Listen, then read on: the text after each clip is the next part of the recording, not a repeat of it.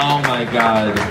And I thought my discussions with my mom were sick and weird. That's a whole other level of disgusting and weird. How do you even respond to that?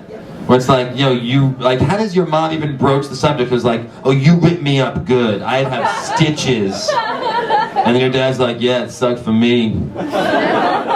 Throwing hot dogs down a hotel room. Like, it was just like all of a sudden, what? What? How do you even, Dad? I can't even. Luckily, my parents never had sex, so that was never an issue for me. Right, Mom? Absolutely.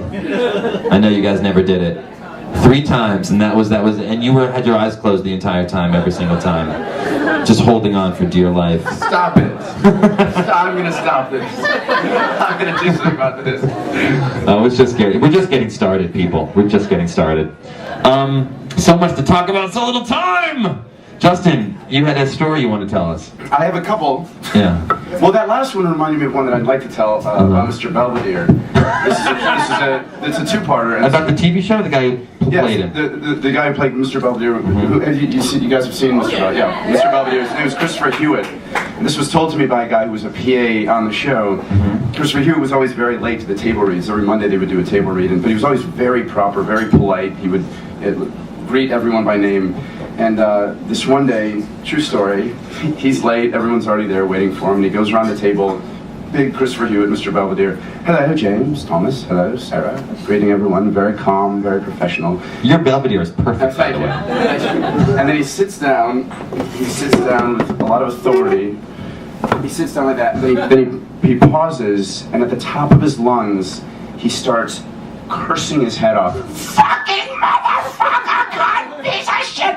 Screaming, cunt, bitch, fuck this. And he fell out of his chair, grabbing his crotch. And what had happened was,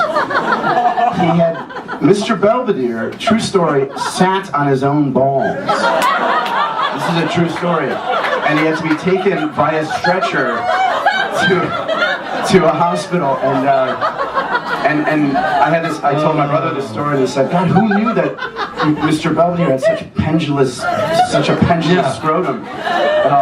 But so guys know what I'm talking about. Every once in a while you get a little close and maybe sit a little weird, and it's it never folds under. Well, all the way under is, I guess, once you get old enough, maybe. But you can now use that. I use that verb now. I kind of Belvedered myself. So I told this story to a group of these crew guys I was working with once, just passing the time. And this one guy, at the end of the story, everybody was like, "Oh, Mr. Belvedere, that's great." This one guy had like a blank expression on his face, and he just goes, "Dude, that's nothing."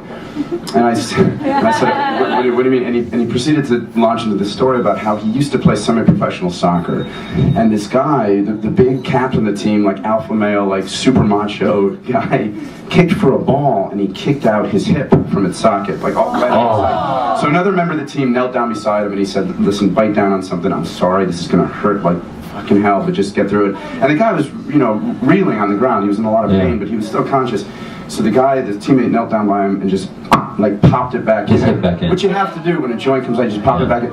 And he said, the guy telling me said, the guy who had the hip go back in let out a cry like he's never heard a human being make, and then he passed out. So I imagine it's something like out, down, like after a second. What had happened was, get ready for this, What guy. really happened? Comedy tonight. As his hip was out of its socket, Mr. Belvedere sat on his balls. I want you to know this pain. Sorry. That was the cry the guy let out. Yes. That's what the cry sounded like that the guy let out. So his testicles had moved into the empty cavity. Burst. Yeah. So now, and maybe I can post it to the room, I want to tell that story to a group, not unlike this one, and have somebody go, "Dude, that's nothing."